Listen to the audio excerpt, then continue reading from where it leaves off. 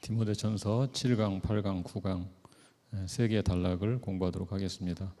거짓 교사들을 대항하는 권고, 본문은 2장 14절부터 26절까지인데요. 세 개 단락으로 나누어서 살펴보겠습니다. 우리 먼저 2장 14에서 19절 같이 읽어보겠습니다. 한 절씩 교독하겠습니다. 너는 그들로 이 일을 기억하게 하여 말다툼을 하지 말라고 하나님 앞에서 엄히 명하라. 이는 유익이 하나도 없고 도리어 듣는 자들을 망하게 함이라.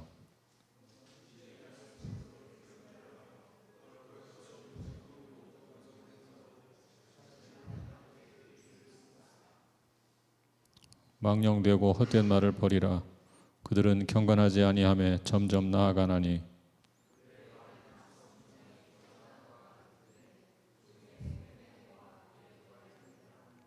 진리에 관하여는 그들이 그릇되었도다.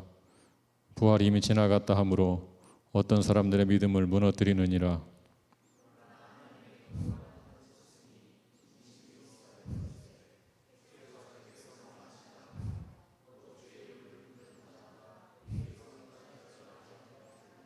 아멘. 이 단락은 거짓 교사들을 대항하라, 그런 권고 내지는 명령을 담고 있습니다. 14절과 15절에서는 긍정적인 방식으로 명령하고 나머지 9절에서는 부정적인 표현으로 명령하고 있습니다. 14절을 한 절만 다시 읽어보겠습니다. 14절 시작. 너는 그들로 이 일을 기억하게 하여 말다툼을 하지 말라고 하나님 앞에서 엄히 명하라. 이는 유익이 하나도 없고 도리어 듣는 자들을 망하게 함이라. 너는 그들로 할 때 그들이 누구를 가리키겠어요? 문맥을 볼 때 거짓 교사들을 가리키겠죠. 이 일을 기억하게 하라. 그 말은 바로 앞단락에 있는 말씀을 기억하게 하라는 말입니다. 한번 볼까요? 2장 11절부터 13절. 2장 11절부터 13절 이 말씀을 기억하라는 뜻인데요.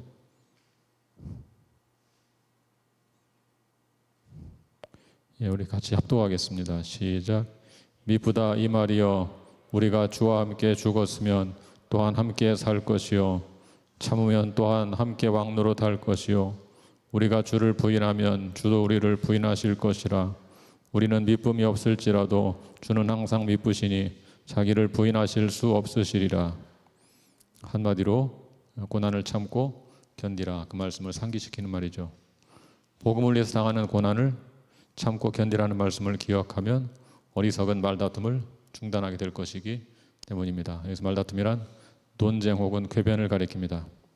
어리석은 논쟁이나 궤변은 우리의 신앙에 전혀 유익이 없죠.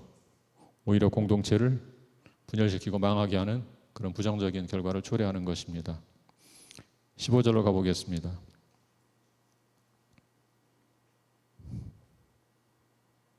15절 시작. 너는 진리의 말씀을 옳게 분별하며 부끄러울 것이 없는 일꾼으로 인정된 자로 자신을 하나님 앞에 드리기를 힘쓰라. 14절에서는 거짓 교사를 경계하라, 그런 권고를 했다면 이 15절에서는 자신을 돌아보도록 권고하는 것이죠. 말씀을 전하는 설교자들은 항상 그 말씀으로 자기를 돌봐야 되는 것입니다. 디모데는 진리의 말씀을 옳게 분별해야 합니다.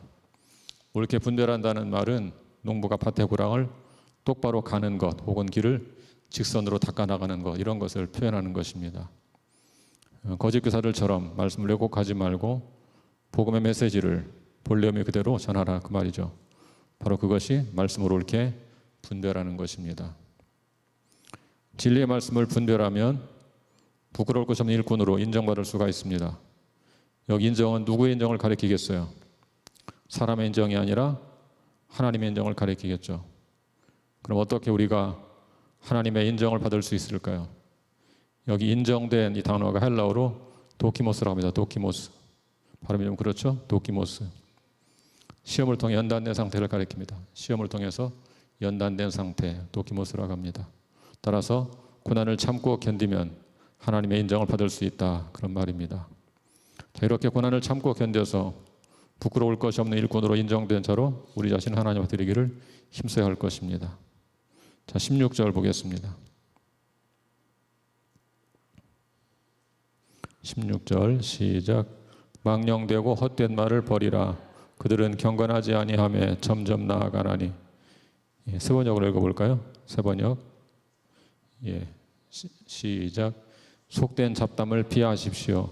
그것이 사람을 더욱더 경건하지 아니함에 빠지게 합니다. 예, 망령되고 헛된 말이란 표현을 세 번역에서는 속된 잡담이라고 표현해요. 속된 잡담. 금방 와닿죠? 속된 잡담. 경건하지 못한 잡담. 예. 버리라 그 말은 피하라 혹은 도망하라 그런 말입니다. 그러니까 사람들이 그런 잡담을 나누고 있을 때 자료를 피하라는 것입니다. 자리를 피해버리라. 동조하지 말고 그래야 말장난에 빠지지 않게 되는 것이죠. 속된 잡담을 즐기는 사람은 점점 더 불경건한 사람이 되는 것입니다. 그들과 어울리지 말고 그런 자리를 피하라 그런 뜻입니다. 자, 17절. 17절 시작. 그들의 말은 악성 종양이 퍼져나감과 같은데 그 중에 후메네오와 빌레도가 있느니라. 속된 잡담을 즐기는 사람의 말은 악성 종양이 퍼져나가는 것 같다. 무슨 말이겠어요? 두 가지 뜻이 있어요. 잘 모르는 사이에, 은밀하게 잘 모르는 사이에, 암세포가 잘 모르는 사이에 퍼져나가고 있잖아요. 그런 것처럼 모르는 사이에 은밀히 퍼져나간다 그런 뜻입니다. 속된 잡담을 즐기는 사람의 말도 은밀히 퍼져나가서 공동체를 병들게 한다. 그런 말입니다. 바울은 그 중에 두 사람을 언급하고 있죠. 누구와 누굽니까? 후메네오와 빌레도. 후메네오는 디모데전서에서 언급한 적이 있었어요. 빌레도는 새롭게 언급되고 있죠. 이 사람들의 행적을 자세히 알 수는 없어요. 그러나 굉장히 불행한 이름들이죠. 불행하게도 불명예스러운 일로 성경에 기록되었고 역사를 이어가면서 사람들에게 오르내리고 있는 상황이죠. 자, 18절.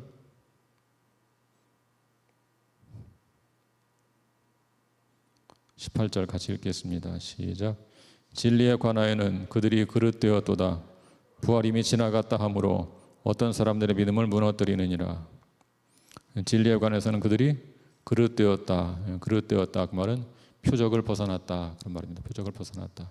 관역을 벗어났다. 그런 말이에요. 진리에서 이탈했다. 그런 말이겠죠. 어떤 면에서 이탈했을까요? 그들은 부활임이 지나갔다고 주장했어요. 무슨 말일까요, 이게? 미래에 이루어질 실제 육체의 부활을 부정하고 영적인 경험으로 지나갔다 이렇게 주장하는 것입니다. 몸이 실제로 부활하는 일은 벌어지지 않을 것이다. 이미 지나갔다 이렇게 주장하는 거예요. 이런 사람들이 오늘날도 많이 있습니다. 이런 주장은 어떤 사람들의 믿음을 무너뜨리는 것이죠. 부활이 없는 기독교는 존재 자체가 불가능한 것이죠. 왜냐하면 부활교리는 기독교 신앙의 핵심 가운데 핵심이기 때문에 그렇습니다. 자, 19절로 가보겠습니다. 19절. 예, 시작. 그러나 하나님의 견고한 터는 섰으니 인침이 있어 일러스되 주께서 자기 백성을 아신다 하며 또 주의 이름을 부르는 자마다 불의에서 떠날지어다 하였느니라. 자, 이 말씀은 기독교 교리의 견고함을 강조하는 것입니다. 하나님의 견고한 터가 섰다 그랬습니다. 하나님의 견고한 터가 섰다. 거짓 교사들의 요동에도 불구하고 하나님의 견고한 터는 요동하지 않는다. 그런 말입니다. 터라는 단어는 집을 상기시키겠죠. 그 견고한 터 위에 집을 지었다 이렇게 볼 수 있죠. 그 집은 흔들리지 않습니다. 이것은 교회의 최종적인 승리를 가리키고 있는 것입니다. 인친다는 것이 뭐겠어요? 인친다. 두 가지 뜻이 있는데요. 건물에 새기는 것인데 그 중에 두 가지를 새깁니다. 하나는 주인의 이름을 새기는 것입니다. 누구 것이다, 내 것이다. 안진섭 이렇게 새기면 내 것이 되는 것이죠. 그런 뜻이 있고 또 한 가지는 이 건물의 목적을 새기는 것도 있습니다. 목적. 이 건물은 무엇을 위한 건물이다. 목적을 새기는 것입니다.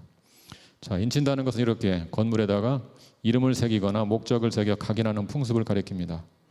하나님의 집에는 두 가지 말씀이 새겨져 있다고 했습니다. 첫 번째는 주께서 자기 백성을 아신다. 주께서 자기 백성을 아신다. 민수기 16장 5절 한번 같이 읽어보죠. 민수기 16장 5절.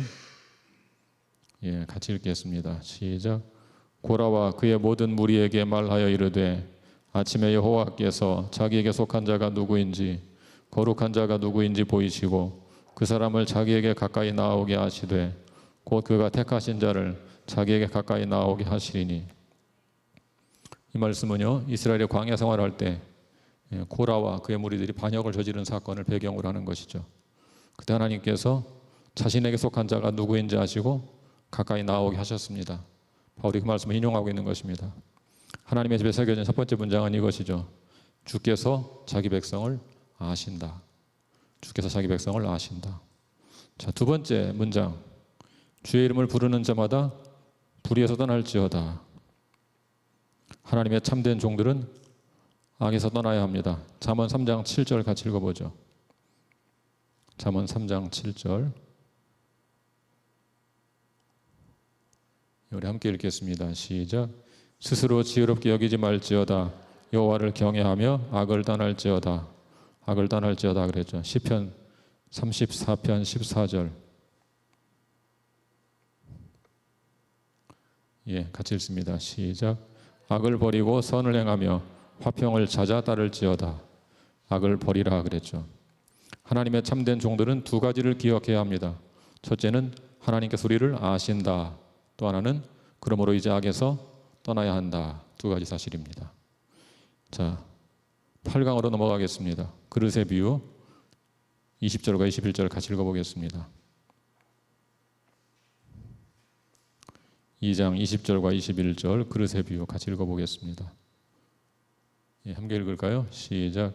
큰 집에는 금그릇과 은그릇뿐 아니라 나무그릇과 질그릇도 있어 귀하게 쓰는 것도 있고 천하게 쓰는 것도 있나니 그러므로 누구든지 이런 것에서 자기를 깨끗하게 하면 귀히 쓰는 그릇이 되어 거룩하고 주인의 쓰심에 합당하며 모든 선한 일에 준비함이 되리라. 20절은요 비유 자체를 설명하는 것입니다. 21절은 그 비유를 적용하고 있는 그런 방식으로 구성되어 있습니다. 이 비유에는 두 가지 목적이 있습니다.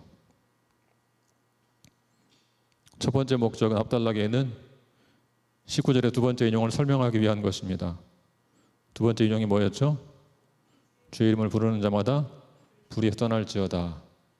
자, 자기를 깨끗하게 하면 귀히 쓰는 그릇이 되죠. 그러므로 불의에서 떠나야 한다. 그런 말씀을 전하기 위한 것입니다. 두 번째 목적, 이 비유는 바로 다음 단락인 디모데의 책임을 강조하기 위한 근거로 기능하고 있습니다.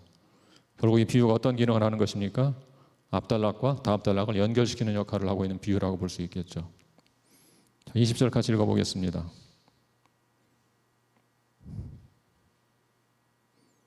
20절 시작. 큰 집에는 금그릇과 은그릇뿐 아니라 나무그릇과 질그릇도 있어 귀하게 쓰는 것도 있고 천하게 쓰는 것도 있나니. 자, 먼저 금그릇과 은그릇은 비싼 그릇이죠. 귀히 쓰는 것들입니다. 반면 나무그릇과 질그릇은 싼 그릇입니다. 천하게 쓰는 것입니다. 이와 같이 큰 집에는 다양한 용도의 그릇이 있다. 그런 말입니다. 여러분 어떤 그릇인 것 같아요? 나는 무슨 그릇일까요? 차마 금그릇이라고 말하기는 그렇고 은그릇 정도는 되지 않을까 이런 생각하십니까? 21절로 가보죠. 어떤 뜻인지 21절 시작. 그러므로 누구든지 이런 것에서 자기를 깨끗하게 하면 귀히 쓰는 그릇이 되어 거룩하고 주인의 쓰심에 합당하며 모든 선한 일에 준비함이 되리라.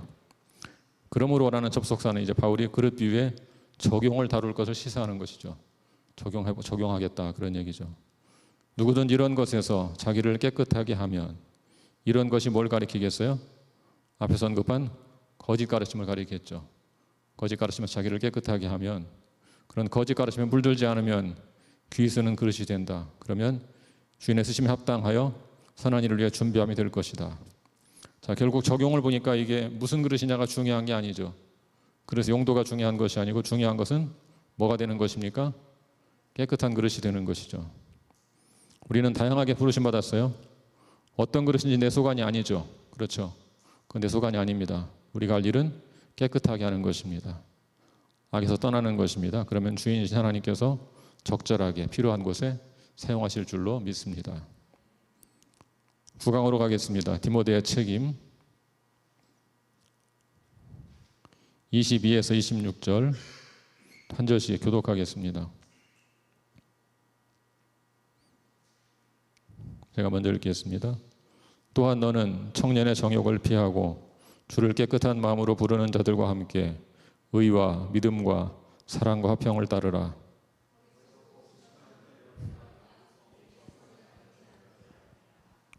주의 종은 마땅히 다투지 아니하고 모든 사람에 대하여 온유하며 가르치기를 잘하며 참으며.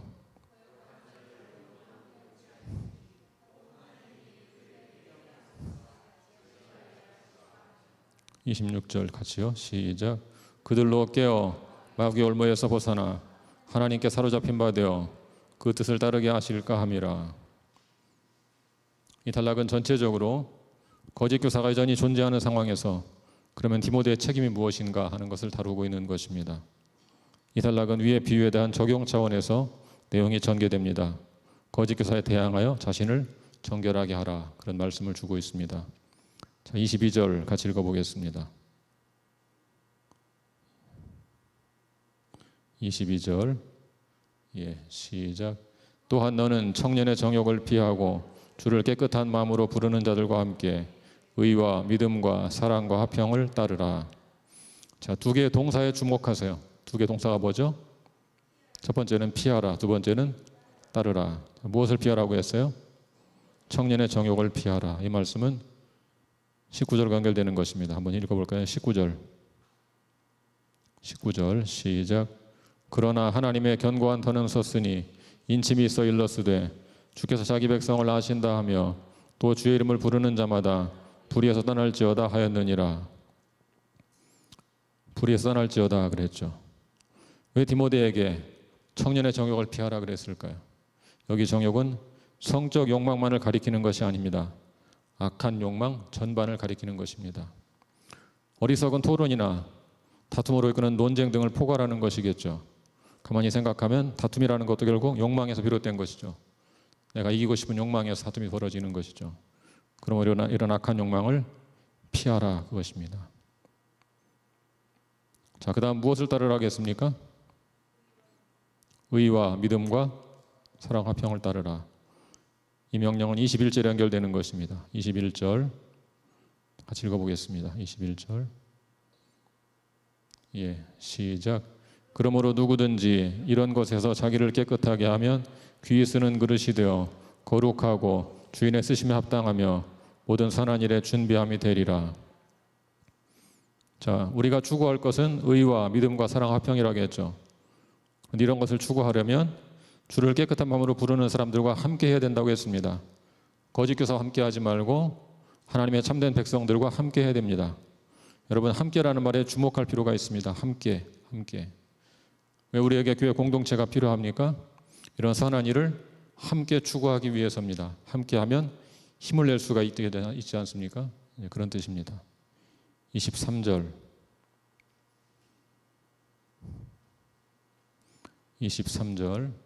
시작. 어리석고 무식한 변론을 버리라. 이에서 다툼이 나는 줄 알미라. 앞절에서 뭘 추구하라겠습니까? 의와 믿음과 사랑과 화평을 추구하라겠죠. 자, 그러기 위해서는, 그런 것을 추구하려면 무엇을 버려야 됩니까? 어리석고 무식한 변론을 버려야 됩니다. 왜냐하면 그런 것에서 다툼이 벌어지기 때문에 그렇습니다. 자, 그렇다면 왜 사람들은 어리석고 무식한 변론에 빠질까요? 디모데전서 1장 7절을 보겠습니다. 디모데전서 1장 7절.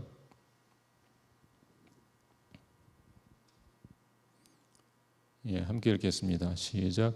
율법의 선생이 되려 하나 자기가 말하는 것이나 자기가 확증하는 것도 깨닫지 못하는도다. 율법의 참된 정신이 무엇인지 핵심을 모르고 있습니다. 핵심도 모르고 선생이 되려고 한다는 것입니다. 그러니까 이런 문제를 일으켜야 되는 것이죠. 자, 24절로 가보겠습니다. 24절 시작. 주의 종은 마땅히 다투지 아니하고 모든 사람에 대하여 온유하며 가르치기를 잘하며 참으며. 주의 종이라는 표현이 나왔죠. 주의 종. 21절에 근거한 것입니다. 21절 같이 읽어보겠습니다. 21절 시작. 그러므로 누구든지 이런 것에서 자기를 깨끗하게 하면 귀히 쓰는 그릇이 되어 거룩하고 주인의 쓰심에 합당하며 모든 선한 일에 준비함이 되리라. 자, 그 중에서 주인의 쓰심에 합당하며라는 표현에 근거한 것이죠. 주의 종이 누구겠어요? 주의 종. 주인의 쓰심에 합당한 사람. 여러분, 자기를 한번 돌아보시면 좋겠습니다. 주의 종. 주인이 쓰시기에 합당한 사람인가? 참 불편한 사람인가? 그런 생각이 들죠. 참 불편하시겠다, 낯설려면. 그러면 안 되겠죠. 쓰심에 합당한 사람이 되면 되기를 축복합니다. 자, 주의 종은 마땅히 다투지 않는다 하겠습니다. 다투지 않는다. 어리석고 무식한 변론을 삼는 사람은 다툼을 일으킵니다. 그러나 참된 주의 종은 다투지 않습니다. 거짓 교사와 참으로 대조적이죠. 그러나 그와 동시에 주의 종은 성도의 잘못을 방치해서도 안 되겠죠. 그럼 어떻게 되겠습니까? 그래서 말씀을 잘 가르쳐야 한다 그랬죠. 말씀을 잘 가르쳐야 한다. 가르치는 은사를 받아서 말씀을 잘 가르쳐야 합니다. 가르치는 사람에게 두 가지 태도가 필요하죠. 뭐가 뭐겠어요? 한 가지는 거기 뭐가 필요하다고 나와 있어요? 온유. 또 한 가지는 참는 것, 인내. 온유와 인내죠. 온유와 인내가 필요한 것입니다. 말씀을 잘 가르치는 것으로 충분하지 않습니다. 좋은 태도로 가르쳐야 됩니다. 좋은 태도. 주의 종은 모든 사람에 대해서 온유해야 합니다. 여기 모든 사람에 누가 포함될 수 있겠어요? 대적자가 포함될 수도 있겠죠. 그들에게 대해서 심지어 온유해야 된다. 온유한 태도와 인내로 참으면서 말씀을 가르쳐야 된다. 그런 얘기입니다.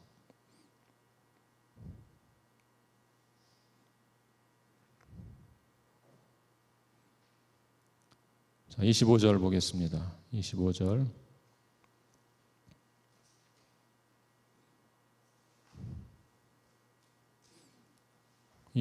시작. 거역하는 자를 온유함으로 훈계할지니 혹 하나님이 그들에게 회개함을 주사 진리를 알게 하실까 하며. 거역하는 자가 누구를 가리키겠어요? 문맥을 볼 때 한 가지는 거짓 교사를 가리키겠죠. 또 한 가지는 거짓 교사에게 미혹당한 사람들을 가리키겠죠. 동조하는 사람들. 자, 그런 자를 어떻게 훈계하라겠어요? 온유함으로 훈계하라 그래서 온유함으로 훈계하라. 훈계한다는 단어에 두 가지 뜻이 있습니다. 교훈한다, 징계한다. 두 가지가 있습니다. 교훈한다, 징계한다. 그럼 거역하는 자에게는 뭐가 필요하겠어요? 징계가 필요하겠죠. 징계할 때도 어떻게 하라? 온유함으로 하라. 그 얘기입니다. 온유함으로 하라. 그러면 하나님이 회개하게 해서 참된 진리를 알게 할 수도 있기 때문이다. 그런 얘기겠죠.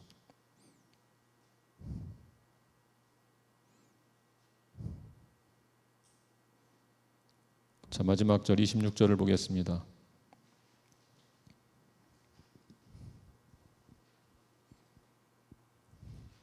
함께 읽을까요? 시작.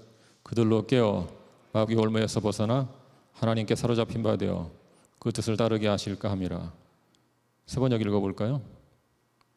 번역이 많이 다르죠. 세 번역 시작. 그들은 악마에게 사로잡혀서 악마의 뜻을 쫓았지만 정신을 차려서 그 악마의 올무에서 벗어날 것입니다. 세 번역은 또 각주에도 이런 말을 달아놨어요. 각주 한번 읽어보죠. 세 번역 각주. 자, 또는부터 시작.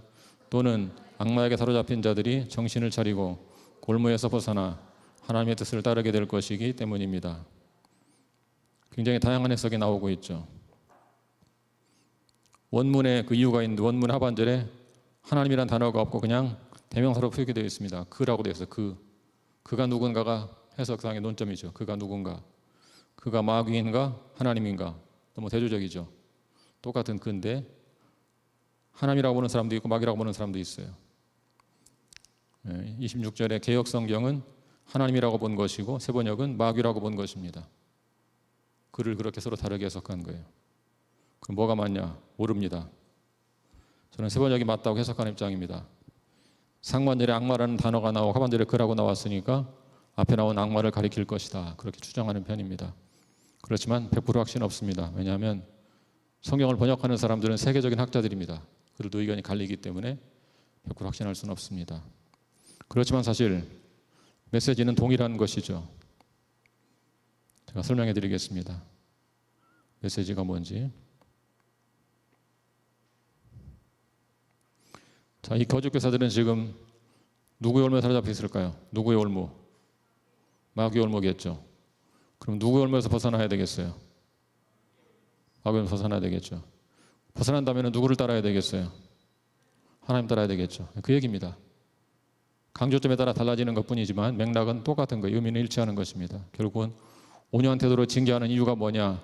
거짓 교사나 그들에게 미혹된 사람들을 돌이키게 하기 위함이다. 마귀를 따르던 사람들을 돌이키게 해서 하나님 뜻을 따르게 하는 것이다. 그 얘기를 하고자 하는 것이죠.